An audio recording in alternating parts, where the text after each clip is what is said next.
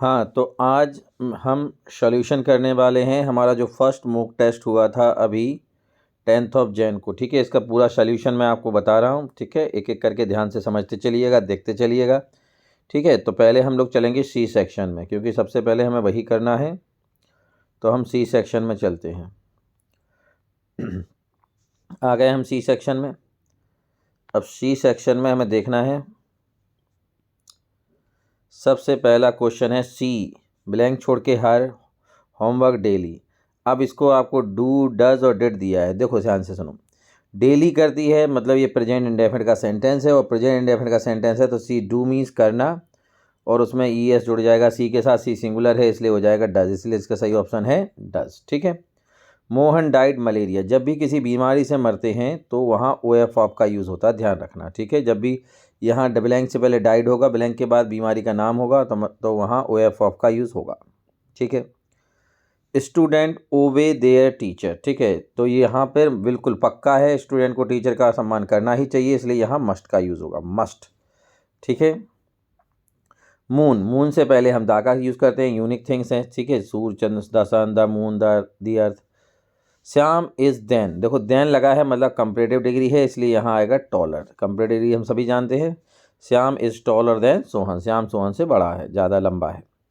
Rita is sitting, Radha, Radha and Kavita. आप ध्यान से देखो, राधा कविता दो हैं और बिटवीन का यूज़ दो के लिए किया जाता है। ठीक है, अमंग का दो से ज़्यादा के लिए, और इनका अंदर के लिए, मैं के लिए होता है, तो इसलिए यहाँ होगा बिटवीन। ठीक है, तो समझ गए ये सब। अब आते हैं क्वेश्चन नंबर 7 में,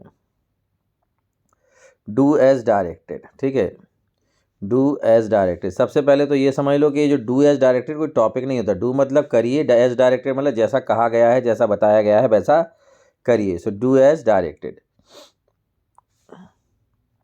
अब देखो यहाँ ध्यान से, I do my homework daily, change into negative. ये डू जो है कई बच्चे कंफ्यूज हो जाते हैं, डू नहीं, ये डू हेल्पिंग वर्ब नहीं है, मेन वर्ब है। डू मीन्स करना, मैं अपना होमवर्क रोज़ करता हूँ। नेगेटिव बनाना है तो सबसे पहले आएगा आई, और नेगेटिव है तो हो जाएगा डू नॉट, और ये डू जैसा का तैसा रहा, do my homework, my homework, my homework, I do not do my homework. ठीक है, सो क्या हो जाएगा, I do not do my homework. क्यों? क्योंकि ये प्रेजेंट इंडेफिनिट है। डू मतलब V1, सब्जेक्ट V1 और ऑब्जेक्ट। नेगेटिव बनाओगे subject helping verb do not, फिर V1 डू और माई होमवर्क। ठीक है।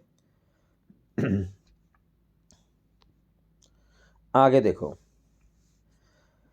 हाँ, चिल्ड्रन रीड बुक्स। तो वैसे देखो ये रीड को पढ़ते, फर्स्ट फॉर्म, इसकी थर्ड फॉर्म, सेकंड फॉर्म, तीन एक ही होती हैं। लिखने में, पढ़ने में ज़रूर ऐसा होता है कि इसकी जो फॉर्म है बोलने में अलग हो जाता है, रीड, रेड, रेड। तो इसको हम वैसे पास्ट इंडेफिनिट हो सकते हैं, लेकिन हम प्रेजेंट इंडेफिनिट मान के चलेंगे पहले ही। तो पहले आएगा बुक्स, पैसे बनाना है तो बुक्स प्लूरल है, तो इसलिए हो जाएगा बुक्स आर। ठीक है, बुक्स आर, और रीड लिखेंगे रीड ही, पढ़ेंगे read, read by children. Books are read by children, books are read by children.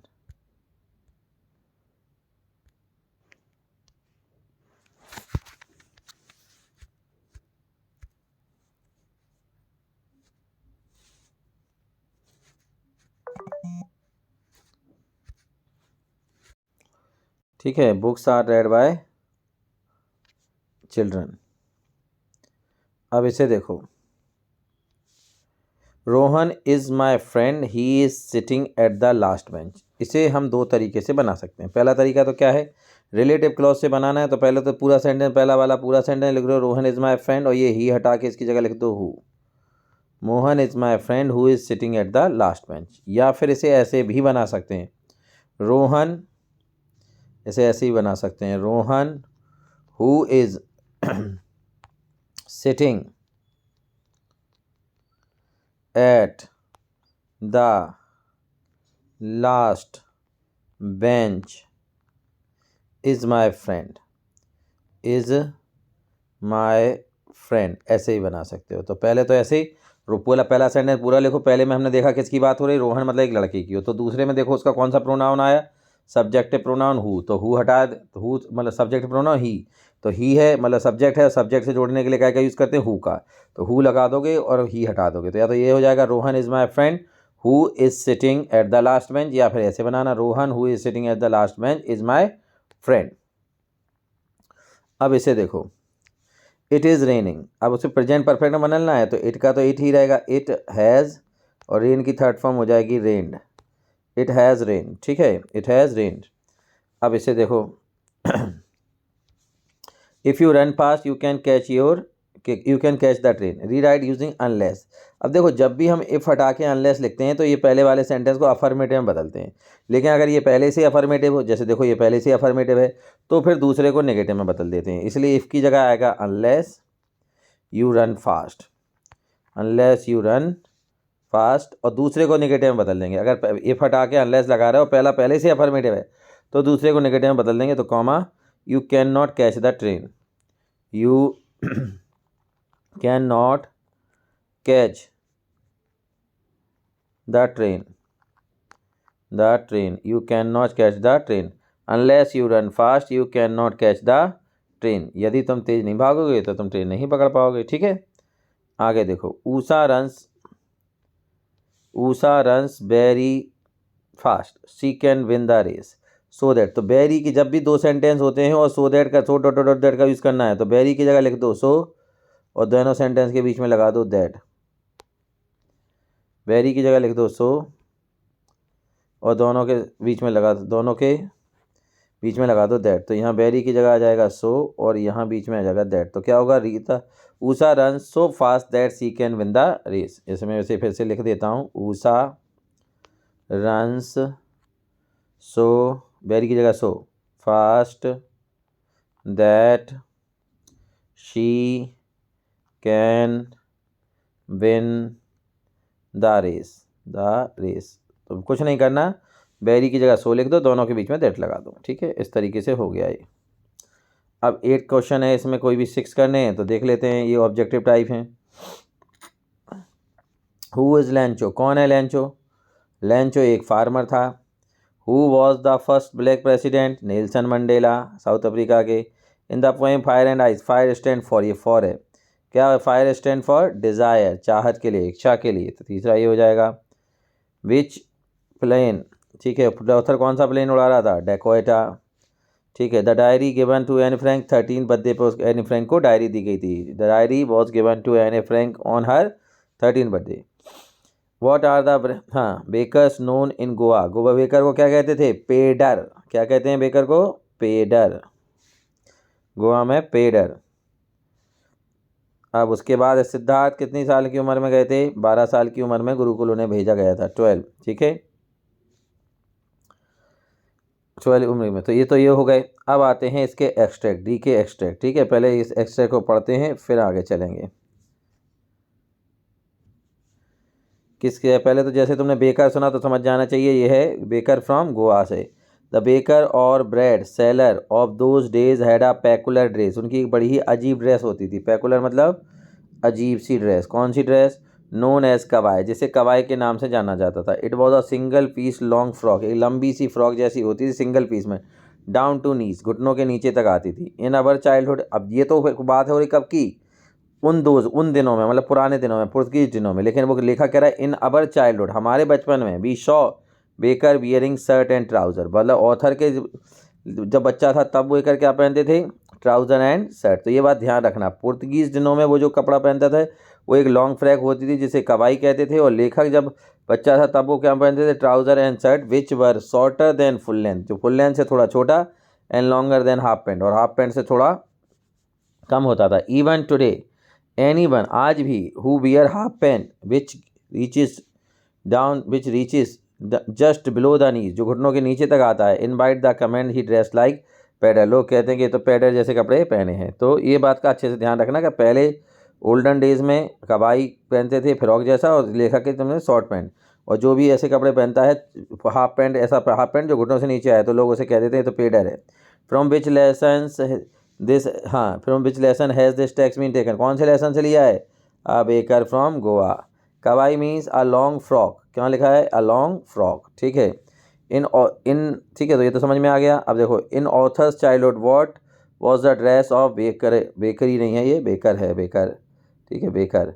तो बेकर तो क्या होती थी? ट्राउज़र एंड पैंट क्या होती थी? Shirt and trouser, shirt and trouser. तो ये तीसरा वाला आंसर हो जाएगा। ठीक है, अब इसको पढ़ते हैं। ये पोएम है, कौन सी पोएम है समझ रहे हो? ये पोएम है the way dust of snow. वो कहता है द वे, जिस तरीके से आ क्रो, क्रो मतलब कौआ, कौआ, जो कौआ है, सूक डाउन, सूक डाउन मतलब गिराना। यहाँ वैसे सूक डाउन का मतलब है सेक मतलब हिलाना, उसकी सेकंड होती है सूक, यहाँ है गिराना, गिराना। डाउन मी मेरे ऊपर, डस्ट ऑफ स्नो बर्फ के कण, फ्रॉम द हेमलॉक ट्री कहाँ से? धतूरे के पेड़ से। हेमलॉक का मतलब होता है धतूरा, कहाँ से गिराते हैं? धतूरे के पेड़ से। अब देखो नेम ऑफ द पोएट हम सब जानते हैं, रॉबर्ट फ्रॉस्ट है। ठीक है, what did crow shake down? Dust of snow, कहाँ लिखा है? डस्ट ऑफ स्नो गिराता है उसके ऊपर पेट कौआ। वेयर वॉज द क्रो, कहाँ है? ऑन द हेमलॉक ट्री, धतूरे के पेड़ पर। तो ये इसका आंसर हो जाएगा। ठीक है, बाकी तो ये क्वेश्चन आंसर हैं तो तुम लोगों ने कर लेने हैं, कर लेने। अब आते हैं हम लोग सीधा, ये सेक्शन बी के क्वेश्चन आंसर भी हैं जो सब पढ़ाए हैं मैंने, सब वही हैं। अब आते हैं यहाँ पर सेक्शन ए में। ठीक है, अनसीन पढ़ते हैं पहले। ठीक है, ये अनसीन क्या है इसे पढ़ते हैं फिर आगे चलेंगे। देखो, how did man discover salt? Salt का मतलब तो जानते होगे, नमक। इंसान ने नमक की खोज कैसे करी? वी आर नॉट श्योर, हम इस बात को लेकर श्योर नहीं हैं। परहैप्स शायद। Cattle of stone age, cattle का मतलब है यहाँ जानवर, ऑफ स्टोन एज मतलब पाषाण युग के। पाषाण युग समझते हो, जब इंसान जंगलों में रहता था। पाषाण एज। ट्राइब्समैन, ट्राइब्समैन का मतलब आदिवासी लोग, जो आदिवासी थे या जंगली लोग,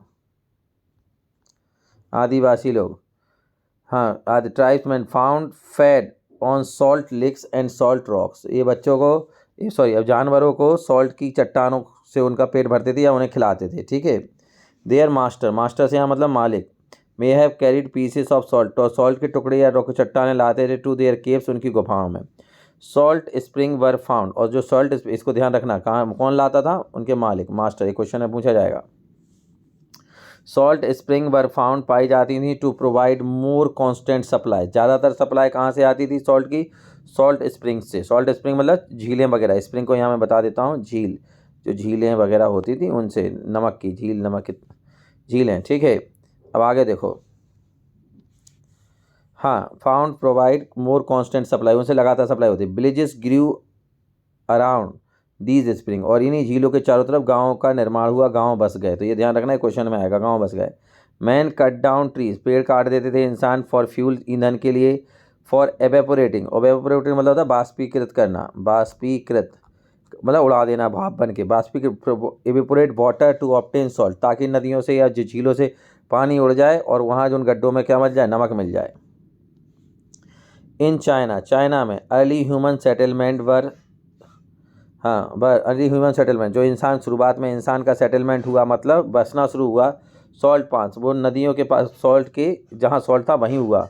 on the yellow river, yellow river मतलब जो येलो रिवर के जो छोटे छोटे गड्ढे रह जाते थे जहाँ सॉल्ट होता था, वहाँ पर बसे वो लोग आसपास। एवरीवेयर इन द वर्ल्ड, पूरी दुनिया में salt production has been going on thousands of year, मतलब हज़ारों सालों से ये सॉल्ट का प्रोडक्शन चल ही रहा है हर दुनिया, पूरी दुनिया ही में। आगे देखो, एंशियंट ग्रीक एंड रोमन्स, जो प्राचीन, एंशियंट का मतलब होता है प्राचीन, प्राचीन पुराना, और मॉडर्न इसका नया उल्टा वर्ड हो जाएगा। Romans include salt in the offering to made their gods, मतलब भगवान को जो लोग ये ऑफरिंग चढ़ाते थे, ऑफरिंग से मतलब है प्रसाद, उसमें नमक को भी शामिल करते थे। ठीक है, उसमें नमक को भी शामिल करते थे। आगे देखो, द प्रिजर्वेटिव क्वालिटी, प्रिजर्वेटिव मतलब सुरक्षित रखना, सुरक्षित रखने की जो क्वालिटी है, काहे की? नमक की। नमक किसी भी चीज़ में डाल दो तो वो सुरक्षित रहती है, चीज़ ख़राब नहीं होती जल्दी, जैसे अचार वगैरह में डालते हैं इसीलिए। Salt made the specially fitting symbol of enduring fidelity. Enduring मतलब दूर तक चलना, देर तक चलना, या टिकाऊ, टिकाऊपन, जो टिकाऊपन होता है वो नमक से आ जाता है, चीज़ों में ख़राब नहीं होती हैं, ये उसकी एक बड़ी क्वालिटी है। आगे देखो, the world salt was, the world salt was used in phrases, जो वर्ल्ड नहीं है ये वर्ड है, सॉल्ट वर्ड है वो कई फ्रेजेस में यूज़ होता है, कई शब्दों में यूज़ होता है। ठीक है, कई शब्दों में यूज़ होता है। कौन सा वर्ड? सॉल्ट वर्ड, ठीक है। Was use to phrase conveying the esteem, मतलब सॉल्ट का मतलब होता है स्टीम, स्टीम मतलब प्रतिष्ठा, प्रतिष्ठा and honour in the ancient modern language, प्राचीन भाषाओं में भी सॉल्ट का प्रयोग प्रतिष्ठा के लिए होता था। In English the expression the salt of the earth, ये जो वर्ड है अंग्रेजी भाषा में सॉल्ट ऑफ द अर्थ, इसका मतलब क्या है? Describe as a person get greatly respected in community, मतलब जिस आदमी का समाज में बहुत सम्मान होता है उसे कहते हैं सॉल्ट ऑफ द अर्थ, ठीक है। इट वॉज कंसीडर्ड, ऐसा माना जाता है, a prestigious item of commerce and civilisation, ठीक है। इसे एक प्रेस्टिजियस सिंबल माना जाता है, प्रेस्टिजियस चीज़ काय की? कॉमर्स की, व्यापार की, और सिविलाइजेशन, इसीलिए एंड सिविलाइजेशन फ्लोरिश, फ्लोरिश का मतलब होता है फलना फूलना, बनना, फलना फूलना, जो सिविलाइजेशन है वो कहाँ फला फूला? फ्लोरिश, बिकॉज ऑफ इट, इसी कारण। The sea has always been man's most important source of salt, सबसे ज़्यादा महत्वपूर्ण सॉल्ट का स्रोत क्या था? सी था, समुद्र, ठीक है, वहीं से सप्लाई होती थी। वैन ओशियन रिसीड, जब समुद्र कम हो जाते, कम मतलब पीछे चले जाते, रिसीड मतलब पीछे जाना, जब समुद्र पीछे चला जाता, हट जाता, तो salt pond and salt marshes, pond मतलब होता है तालाब, और मार्सेस का मतलब होता है दलदल, तो दलदल रह जाते थे, खाली खाली छोटे से थोड़े छोटे गड्ढे, उनमें से सॉल्ट होता था लेफ्ट बिहाइंड, ठीक है। आगे देखो, Romans was famous road builder, Roman सबसे अच्छे रोड बिल्डर हैं, रोड बनाने वाले। One of the road called salt route, और इसी वजह से उनके एक रोड को सॉल्ट रूट भी कहते हैं, नमक रोड या salt road. Built in 400 BC, BC मतलब बिफोर क्राइस्ट, ईसा पूर्व 400 ईसा पूर्व बनाया था। एग्जिस्टेड इवन टुडे, आज भी है वो। In today's the salt from Rome was carried long, इसको अंडरलाइन करना, ध्यान से देखना, टू सेंट्रल इटली तक जाता है इस रोड से। दीज अर्ली इजिप्टियन, इजिप्टियन का मतलब मिस्र, जो मिस्र के वासी, इजिप्ट को हम मिस्र को इजिप्ट कहते हैं, या इंग्लिश में इजिप्ट कहते हैं, Egyptian, but supplied the salt from swamp at the mouth of Nile, Nile river करके जो नील रिवर है, नील रिवर से वो लोग नमक लाते थे, कौन? मिस्र के लोग। अब इसके आंसर देखते हैं वन बाय वन। सबसे पहला है, what is the meaning prestigious having respect, मतलब प्रेस्टीज का मतलब होता है रिस्पेक्ट। डिस्क्राइब का नाउन फॉर्म देखो, ये TI1 लगा हुआ है, तो यही है डिस्क्रिप्शन, पढ़ाया था रुको क्लास में, नियम बताए थे इसके नाउन के, तो देखो TI1 देखते हैं, हम समझ जाएंगे कि ये क्या है, नाउन फॉर्म है, डिस्क्रिप्शन। तो इसका आंसर क्या हो जाएगा? डिस्क्रिप्शन, दूसरा वाला, ठीक है। अब आगे देखो, हाँ, द अपोजिट वर्ड ऑफ, जो अपोजिट वर्ड मॉडर्न का अभी भी बताया था, एंशियंट, तो तीसरा हो जाएगा एंशियंट। कौन लाता था सॉल्ट? ट्राइब्समैन के, मास्टर, उनकी केब में, तो यहाँ हो जाएगा मास्टर, पहली वाली दूसरी लाइन में था। Constant supply of the salt made by, कहाँ से होता है? सॉल्ट स्प्रिंग से, ठीक है, उसकी झीलों से। अर्ली इजिप्टियंस कहाँ से लाते थे? नील रिवर से, ठीक है। In those days those times around spring, कौन क्या, जो नदियाँ थीं पानी की, नमक की, उसके चारों तरफ क्या बने, क्या उगे थे, क्या बस गए थे? गाँव, विलेजेस, तो ये इसका विलेज हो जाएगा। द सॉल्ट अर्थ मीन्स, ठीक है, salt of the earth means a person greatly respected in society, जिसका समाज में बहुत ज़्यादा सम्मान हो, उसे सॉल्ट ऑफ द अर्थ कहते हैं। आगे देखो, वाई, हाँ,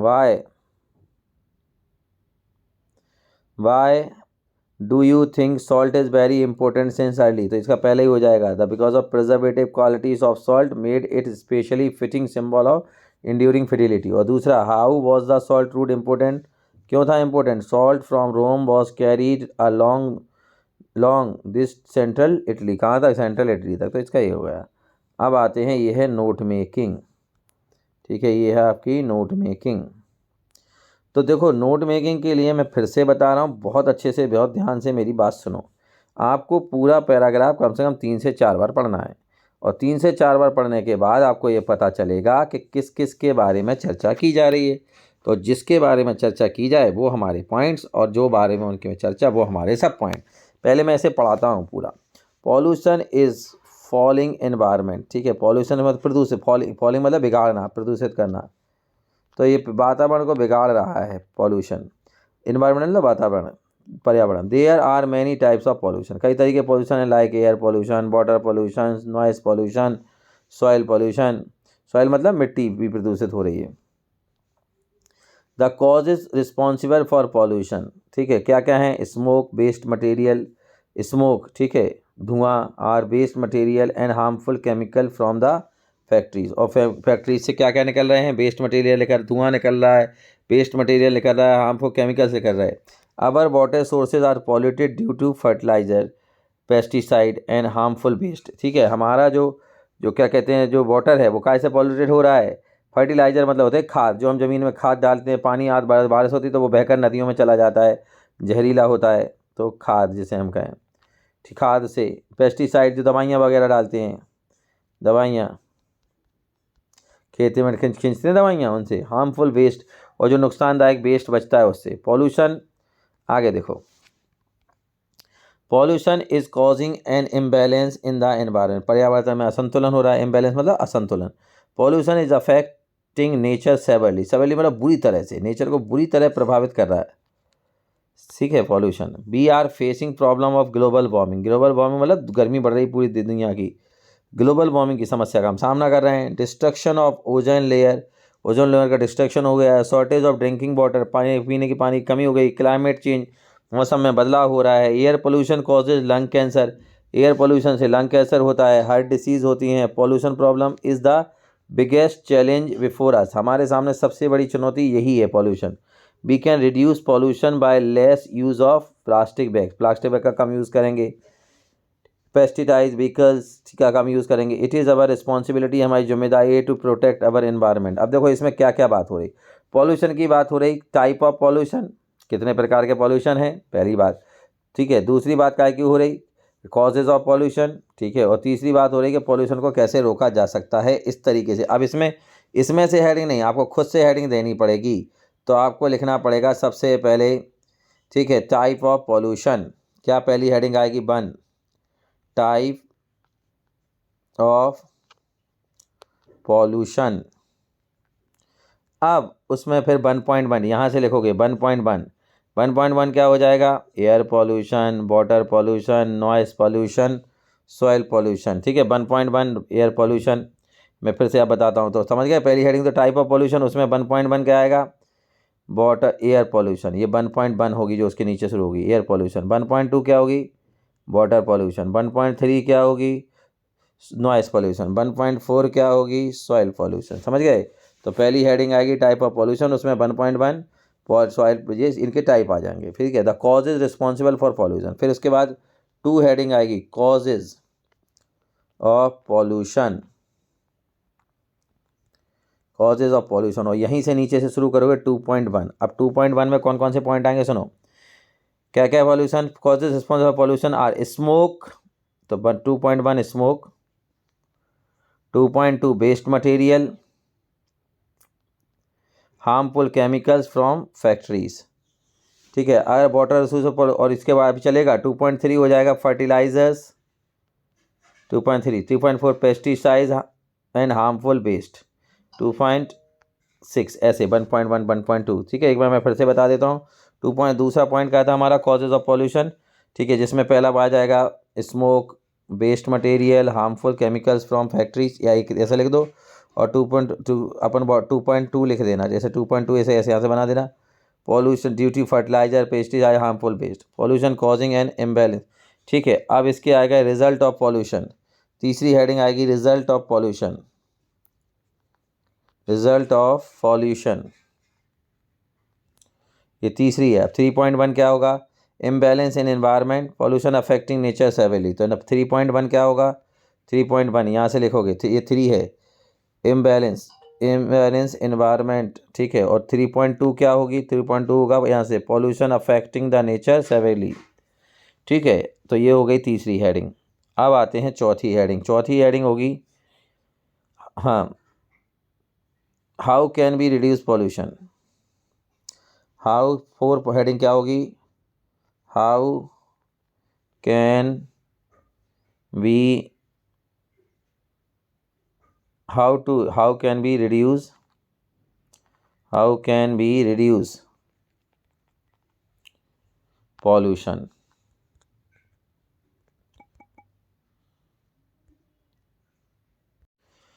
हाँ, तो हो जाएगी how can be reduce pollution, ये हमारी 4 हेडिंग हो जाएगी, या हाँ तो हो जाएगा हाउ कैन वी यार वी कैन रिड्यूस पॉल्यूशन, यहाँ से लिख लेना, ये हो जाएगी वी कैन रिड्यूस पॉल्यूशन, ये 4 हो जाएगी